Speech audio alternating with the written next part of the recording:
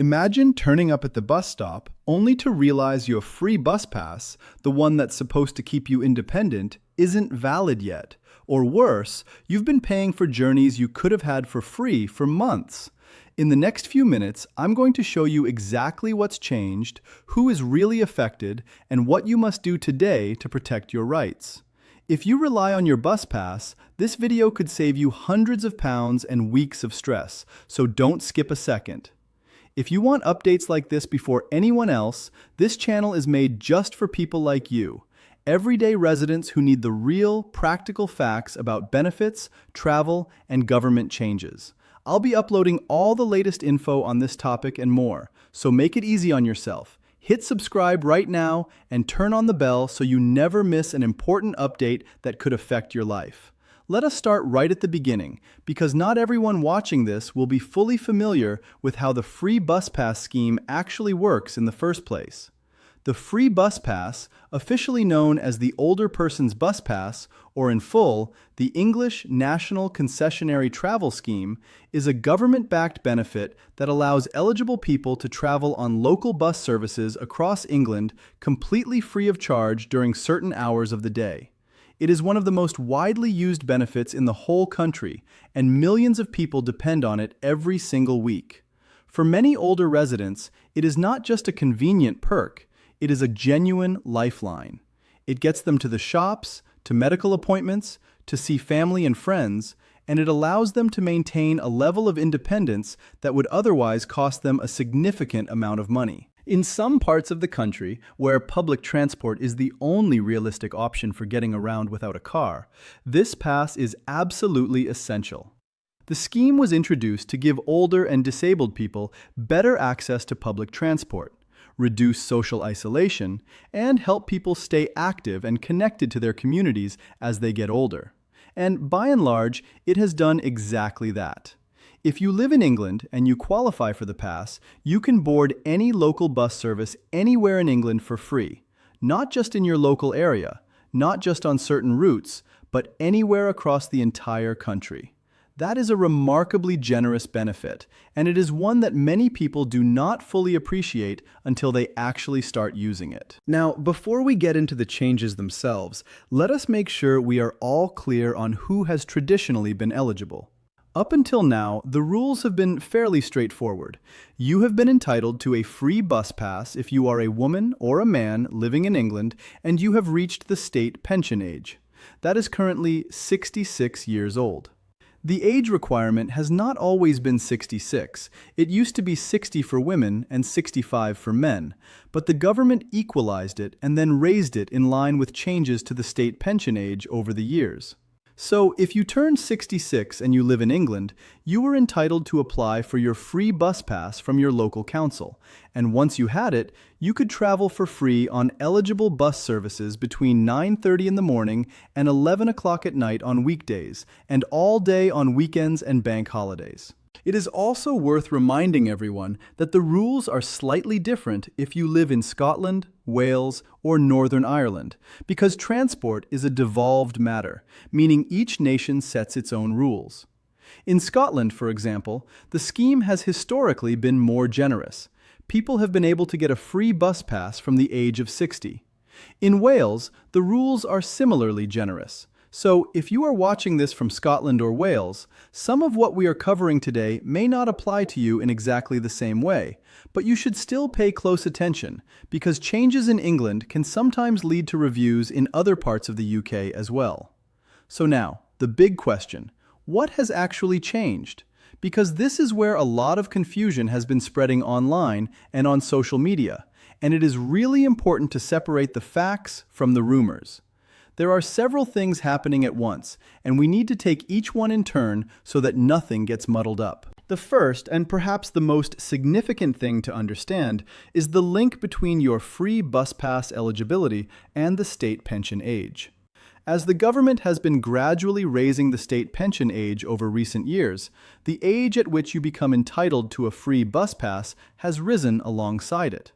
This has caught a lot of people out, particularly those who are approaching their mid-60s and have perhaps assumed that they would automatically receive their pass at 60 or 65, just like their parents or older siblings may have done.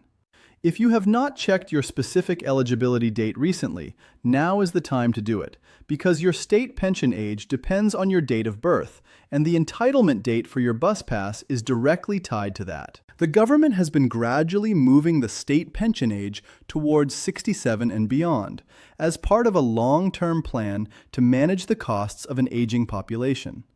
There are already confirmed plans for the pension age to rise to 67 between 2026 and 2028, which means that anyone born between April 1960 and March 1977 will not reach state pension age until they are 67, not 66.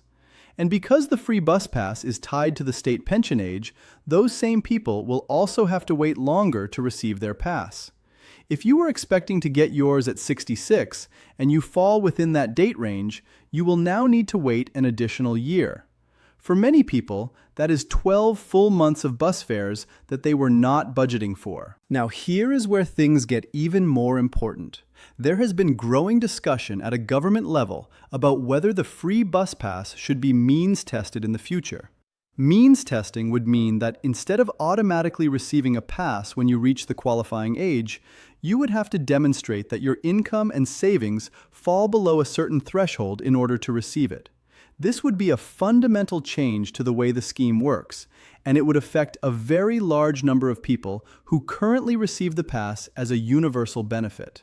The argument from those in favor of means testing is that well-off pensioners do not really need a free bus pass, and that the money saved could be redirected to other areas of public spending. The argument against it is that the administrative cost of means testing would eat up much of the saving, that many older people would find the application process confusing or off-putting, and that the pass helps maintain the dignity and independence of older people, regardless of their financial situation. As of now, the free bus pass has not been means tested. But if you have been following the news closely, you will know that this conversation is very much alive, and any future government could choose to introduce means testing at relatively short notice. This is why it is so important to stay informed and to make sure you are registered for your pass the moment you become eligible, so that you have it secured while the universal entitlement still exists. Another change that has caused real confusion is around what actually counts as a qualifying service. Not all bus journeys are covered by the free bus pass scheme, and this is something that a surprising number of people do not realize. The pass covers scheduled local bus services, the kind of regular route buses that run along fixed timetables and stop at designated bus stops. It does not automatically cover coach services, even though coaches are a type of bus. It does not cover most long-distance express services. It does not cover demand-responsive transport, which is an increasingly common type of service in rural areas where there is no fixed route and you book a journey on demand, almost like a shared taxi. Whether these services are included depends on individual arrangements made by local councils and transport providers, and this varies enormously from one part of the country to another.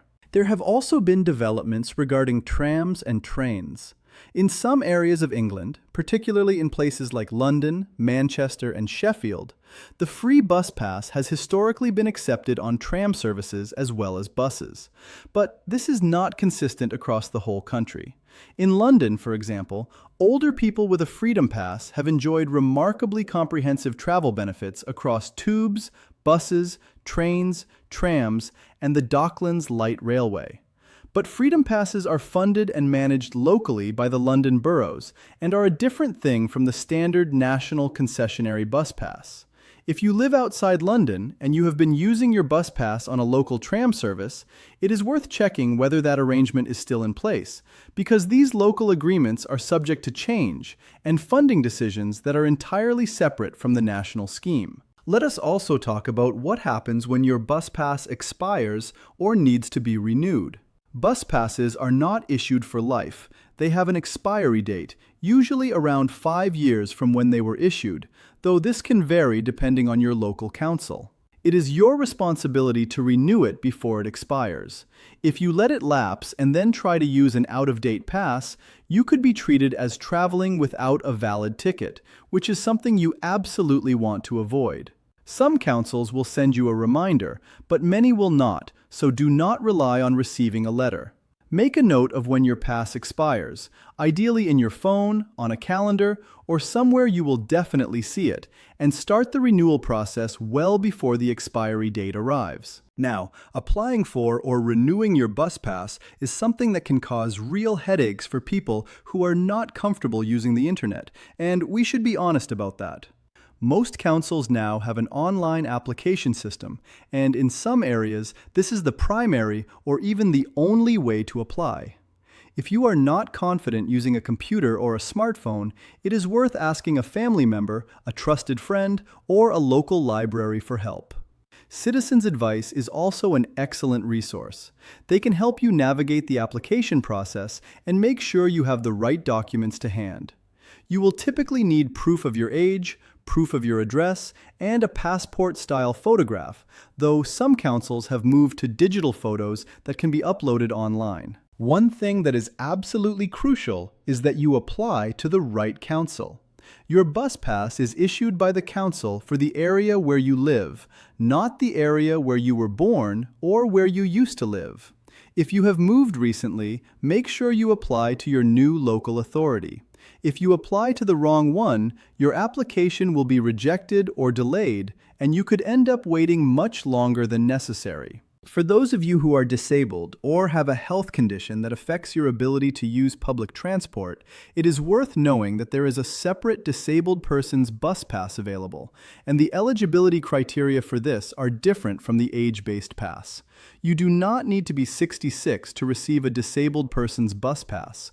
The conditions that qualify are set out by the government and include things like being blind or partially sighted, being profoundly or severely deaf, being without speech, having a disability that means you cannot drive, having a learning disability, or having a condition that would make it unsafe for you to drive. If you think you might qualify on disability grounds, it is absolutely worth looking into this, because the disabled person's pass gives you the same free travel rights as the older person's pass. There is also the question of what happens to your bus pass if you go into a care home. This is something that families often only find out about when it is too late to do anything about it. If a person moves into residential care, their entitlement to a free bus pass does not automatically disappear, but practically speaking, the pass is of far less use if the person is no longer able to travel independently. Some families hand the pass back to the council when a loved one goes into care, which is fine, but you are under no obligation to do so. If there is any chance that the person may be able to use public transport for day trips or family visits, it is often worth keeping the pass active. Now, let us be very clear about what you should do today, right now, as a direct result of watching this video. If you are approaching the age of 66, or whatever your current state pension age is based on your date of birth, you need to check your specific eligibility date. You can do this easily on the government's website at gov.uk. There is a state pension age checker tool that will tell you the exact date when you become eligible. And that date is the date from which you can apply for your free bus pass. Do not wait until after that date to apply, because even though your entitlement starts on that day, there can be a processing delay with your application, and you do not want to be paying for journeys that should have been free while you are waiting for your pass to arrive in the post. If you already have a bus pass, check the expiry date today. Seriously, go and find it right now if you can. Look in your wallet, your handbag, your kitchen drawer, wherever you keep it. Check the date printed on the front. If it is going to expire within the next few months, start the renewal process now. Do not leave it to the last minute. And if you have not had any issues with your pass recently and it is not due to expire, check that the personal details on it are still correct. If you have moved house or changed your name and the details on your pass no longer match your current situation, you may need to update it to avoid any problems. For anyone who has recently been turned down for a bus pass or who has had their pass revoked, It is important to know that you have the right to appeal the decision. Contact your local council directly and ask them to explain the reason for the refusal. If you believe the decision was wrong, ask for a review. If you are still not satisfied, organizations like Age UK, Citizens Advice, and your local counselor can all help you challenge the decision.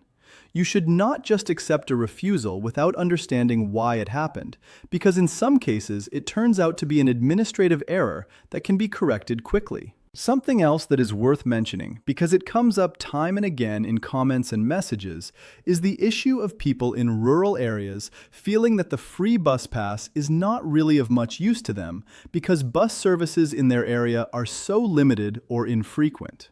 This is a genuine and serious problem that affects a large portion of England's older population.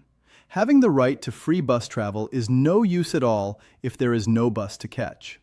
The government has faced criticism for years over the decline of rural bus routes, and while some funding has been committed to supporting local transport, the reality for many people in the countryside is that services remain scarce. If you are in this situation, it is still absolutely worth having your bus pass, because the picture changes. Routes get added, community transport schemes start up, and you want to have your pass ready the moment an opportunity to use it arises. But it is also worth making your voice heard with your local council and your MP about the need for better rural transport provision, because this is an issue that needs sustained pressure to address. Before we wrap up, let us quickly address one of the most common questions that comes up. Can you use your bus pass anywhere in the UK or only in England? The answer is that the standard older person's bus pass issued in England covers you for free travel on eligible buses anywhere in England. It does not automatically give you free travel in Scotland, Wales, or Northern Ireland, because those nations operate their own separate schemes. Conversely, if you have a pass issued in Scotland or Wales, that pass will not give you free travel in England. There are some reciprocal arrangements between nations in certain circumstances, but you should not assume that your pass will work across borders. If you are planning to travel to another part of the UK and you want to know whether your pass will be accepted, check with the transport provider or local authority before you travel. The bottom line here is this: the free bus pass remains one of the most valuable benefits available to older and disabled people in this country.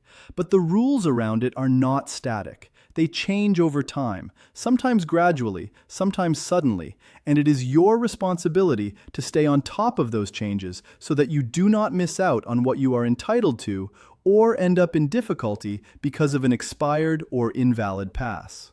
The most important actions you can take right now are to check your eligibility date if you have not yet received your pass.